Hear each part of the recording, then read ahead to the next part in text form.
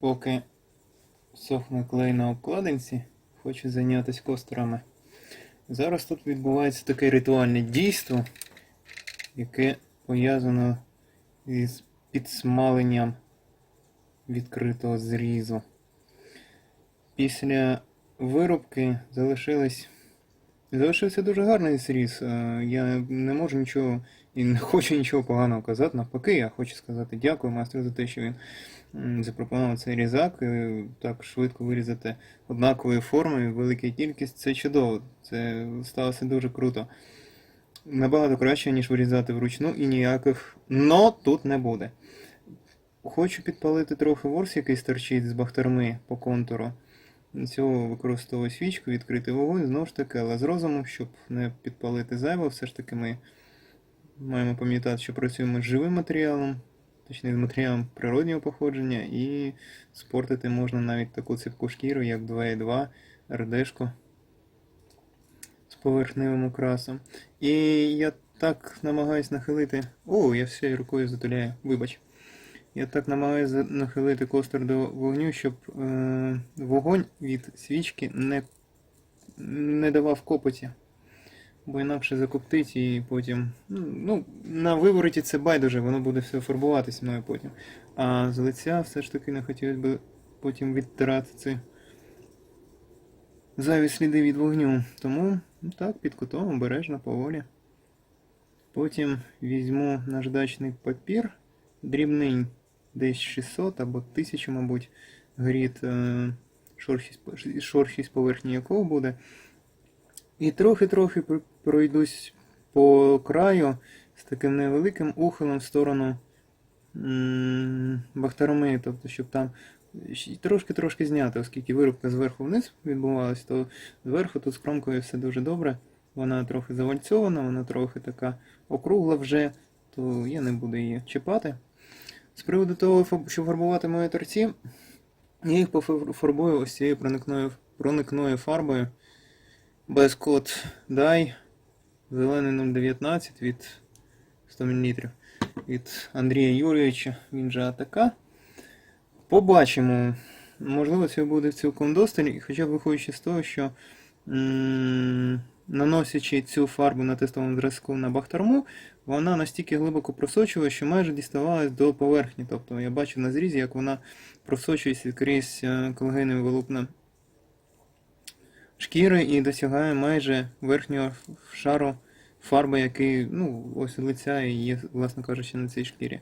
Тому, можливо, все буде набагато простіше. Тобто фарбування торців стане побочним ефектом фарбування бахтерми. Тобто воно і так пофарбується, інакше кажучи. А якщо ні, тоді візьму пензля і обережно тією ж фарбою зеленою Bestcoat Dew профарбую торець. Чому так? Хоч би виходячи з того, що відповідно фарбу. Звісно, я спочатку подивився у наявності відповідний ґрунт, фініч, зелений, код здається 0183 чи щось таке. Коротше кажучи, він в магазині скінчився і зараз там переоблік. Вести з іншого міста фарбу передавати. Я думаю, воно то не варто, хоча б з того приводу, що пофарбувавши торець, наприклад, я його прогрунтував, пофарбував цей торець фінічі, а потім почав просочувати бахтерму Bestcoat Dew, і виявилось так, що на пофарбованому торці в мене з'являються плями від цієї глибоко проникної фарби Bestcoat Dew. І яка, до речі, дуже добре тримається. Руки потім від неї відмити, це та ще задача. Тому я не бачу в цьому сенсу. І враховуючи те, що зараз вже більша частина роботи з цим замовленням виконана, найвідповідальніша, а найбільш хвилююча, я би сказав, оскільки все ж таки в цьому процесі брали участь і посторонні люди. І це було все пов'язано з доставкою в інше місто, і зворотньому напрямку. Коротше кажучи, вже все, воно приїхало, можна трохи розслабитись, в тому плані, що все подальше, що буде відбуватися з цим замовленням, вже залежить не від сторонніх людей, а от власними силами можна це все вже вирішити.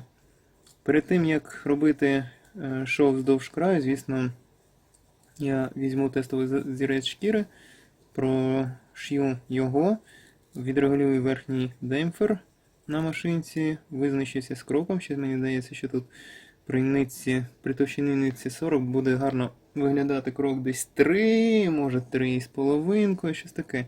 Не 2,5 точно, бо дрібнити тут нема жодного сенсу. Воно буде гарніше виглядати на такому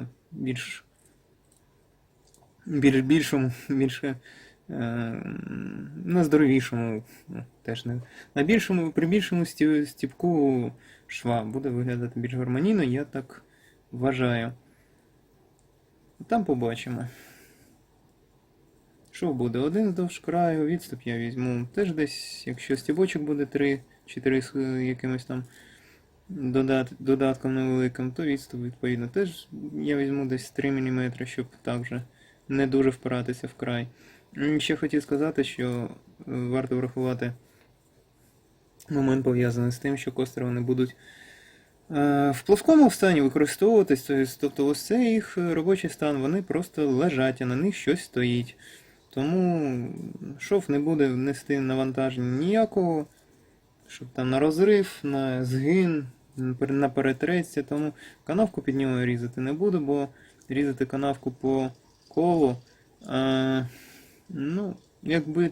якщо поставити таку задачу, то я б її вирішив за допомогою якогось жорсткого шаблону, або з дерева, або ж того акрила, або ж з пластику, оргскла, чогось такого, що не буде, у що можна впертися і що не буде згинатися під дією, під тиском канавкоріза. Тобто, щоб вперти в нього в цей шаблончик канавкоріз, прирізати, але знову ж таки не в цьому випадку. Воно того зовсім не варто, оскільки тут є ще певна особливість пов'язана з цією шкірою, і вона проявляється в тому, що поверхневий шар фарби, він має досить відносну товщину. Я би сказав, що він навіть якусь роль вирівнюючи товщини шкіри виконує, оскільки є місця, де на шкірі цей шар фарби трохи товщий, де є місця, де він зовсім тоненький. Тому не хотілося б так потрапити в ситуацію, що я кромкорізом вирізаю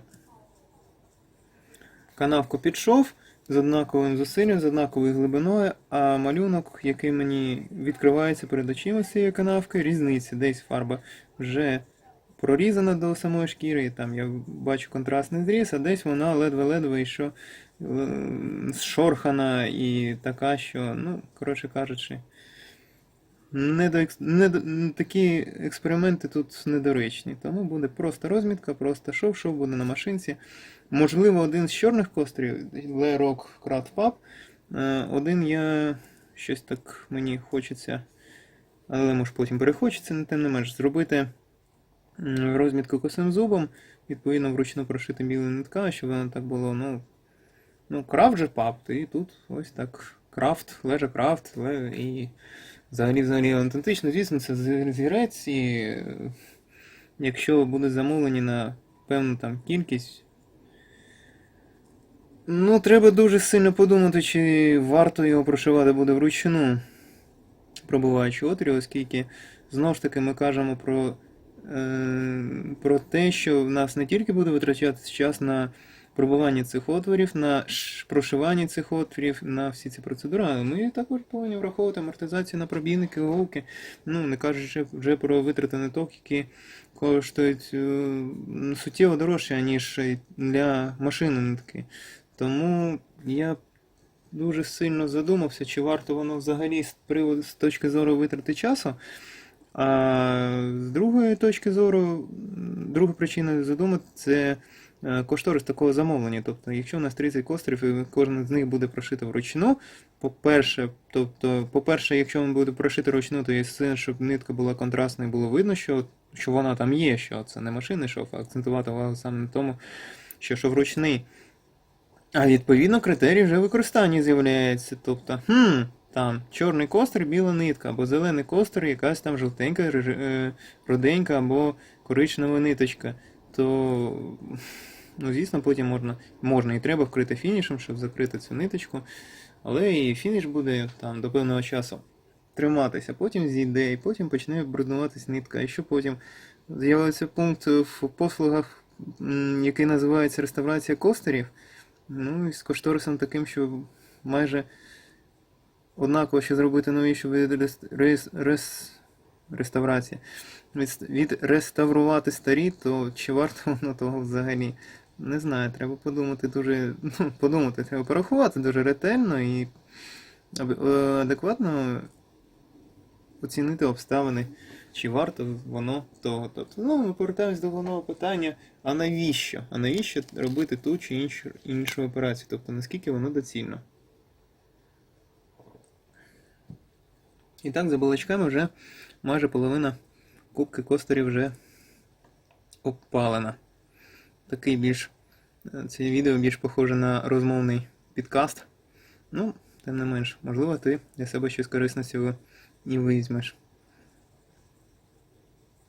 Недаром кажуть, що можна дивитись майже вічно на те, як горить вогонь. От він майже вічно горить. Можна поставити на повтор відео і розслаблятися.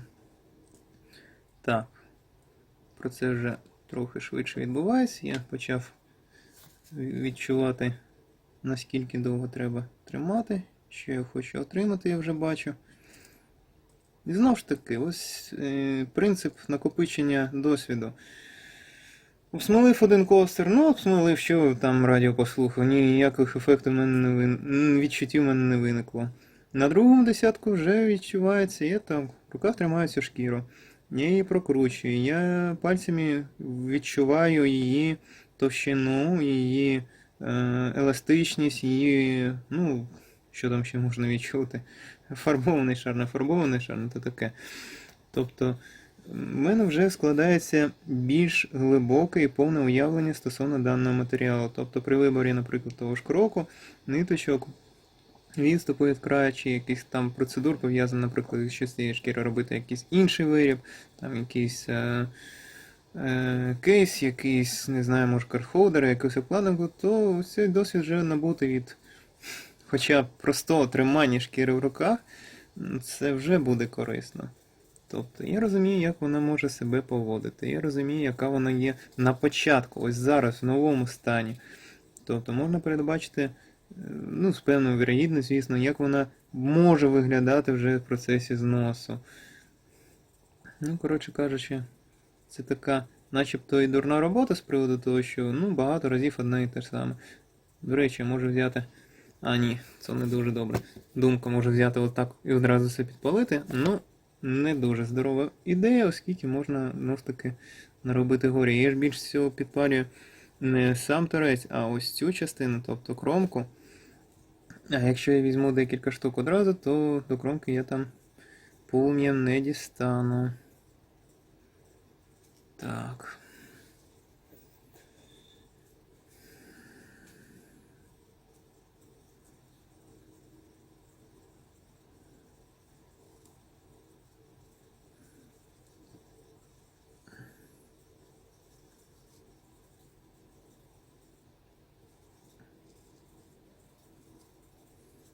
Так, ну, приблизно половина вже готова, навіть більше.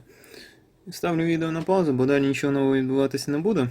А коли буду фарбувати або ще щось цікавеньке буде відбуватись, тоді й продовжимо. Дякую тобі за увагу. Приклад ось такі.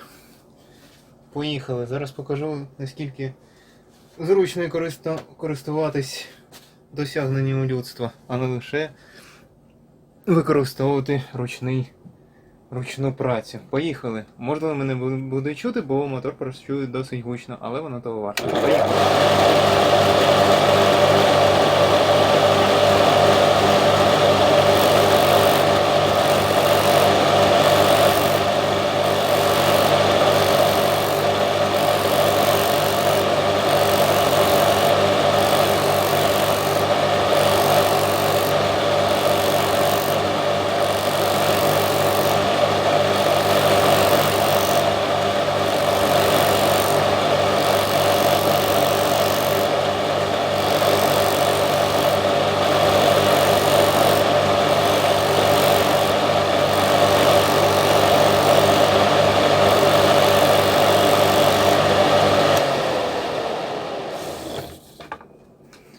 І ось що ми отримали в результаті.